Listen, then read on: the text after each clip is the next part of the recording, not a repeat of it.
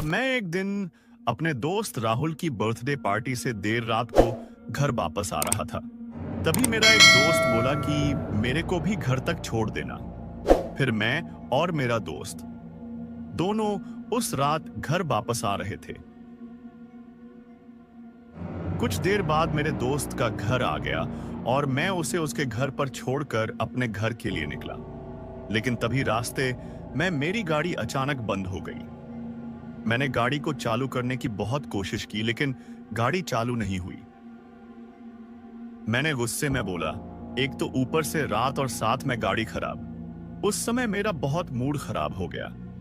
लेकिन यह रात कुछ अजीब थी। आसमान में बादल छाए हुए थे, लेकिन बारिश नहीं हो रही थी।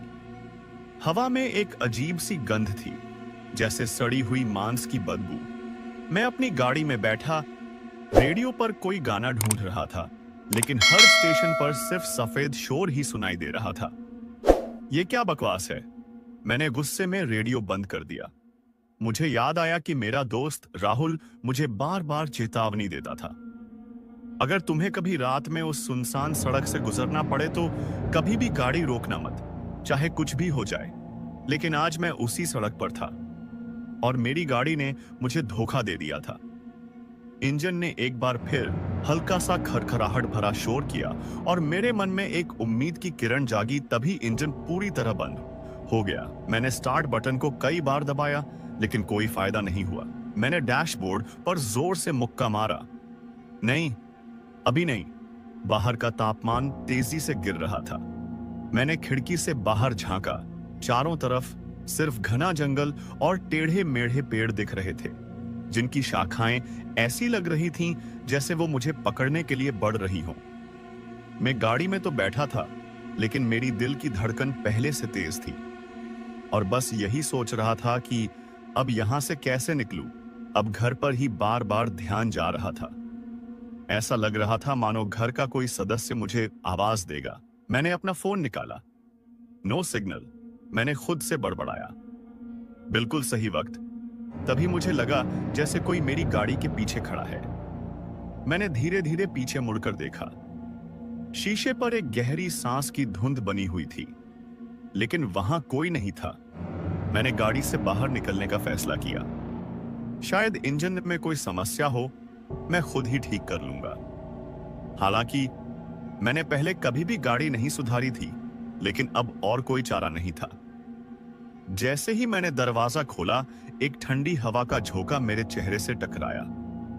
मैंने अपने कोट को कसकर पकड़ लिया और बोनट की तरफ बढ़ा। तभी मैंने एक आवाज सुनी, मदद चाहिए। सड़क के किनारे एक लंबा आदमी खड़ा था। उसका चेहरा छाया में था, लेकिन उसकी आंखें बिल्कुल काली थीं। मैंने हिचकिचाते हुए कहा, नहीं धन्यवाद। वो आदमी मुस्कुराया। तुम्हें मदद चाहिए? यह एक बयान नहीं था, बल्कि एक आदेश था। यह सुनकर मैं और ज्यादा डर गया और मैं पीछे हटने लगा। लेकिन तभी मेरे पैर किसी चीज से टकराए और मैं गिर गया। जब मैंने ऊपर देखा तो वो आदमी मेरे ठीक ऊपर खड़ा था। उसने अपना हाथ बढ़ाया। मैंने उसकी उंगलियां देखी। वो बहुत लंबी थीं और नाखून काले और नुकीले। उसने कहा, चलो मैं तुम्हें घर ले चलता हूं। मैं चिल्लाना चाहता था, लेकिन मेरा गला सूख गया था। तभी दूर से किसी गाड़ी के हेडलाइट्स दिखाई दिए। वो आदमी फुसफुसाया और बोला, अगली बार, और अंधेरे में गायब हो गया। तभी सामने से गाड़ी आती हुई मेरे पास रुकी। एक महिला ने बाहर झांका। उसने पूछा, सब ठीक है? मैंने हां में सिर हिलाया, लेकिन मेरा दिल अभी भी धड़क रहा था। जैसे ही मैं उसकी गाड़ी में बैठा, मैंने देखा उसकी गर्दन पर काले निशान थे, जैसे किसी ने उसे जोर से पकड़ा हो। मैंने धीरे से कहा, तुम्हारी गर्दन पर? वो महिला मुस्कुराई। ओह, ये तो बहुत पुराना है। लेकिन वो निशान ताजा लग रहे थे। तभी उस महिला की गाड़ी में लगे एक रेडियो पर एक आवाज गूंजी, आज रात एक खतरनाक कैदी जेल से भाग गया है। वो लंबा है और उसकी आंखें बिल्कुल काली हैं। मैंने धीरे धीरे महिला की तरफ देखा। वो मुस्कुरा रही थी। बोल रही थी। हमें जल्दी घर पहुंचना चाहिए। गाड़ी एक पुराने बंद पड़े घर के सामने रुकी। खिड़कियों से घर के बाहर हल्की सी रोशनी आ रही थी, लेकिन वो जगह सुनसान लग रही थी। मैंने पूछा, यहां कौन रहता है? उसने कहा, मैं और अब तुम भी। मेरा खून सूख गया और मैं घबरा गया। डर के मारे में बेहोश होने वाला था। फिर मैंने हिम्मत करके खुद को संभाला। तभी मैंने दरवाजा खोलने की कोशिश की, लेकिन वो बंद था। महिला ने मेरी तरफ देखा और उसकी आंखें अचानक काली हो गईं। मैं चिल्लाया, तुम उसका हिस्सा हो। वो हंसी। हम सब उसका हिस्सा हैं। एक ठंडा हाथ मेरे कंधे पर पड़ा। मैंने पलटकर देखा, वो लंबा आदमी वहीं खड़ा था। उसके मुंह से एक अजीब सी आवाज निकली, जैसे किसी जानवर का चीख। मैंने जोर से धक्का दिया और खिड़की से कूद गया।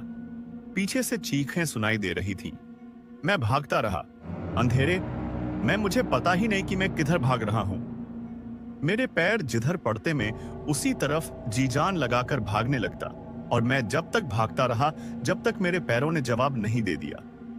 जब मैं होश में आया तो मैं अस्पताल में था। एक पुलिस वाला मेरे पास खड़ा था।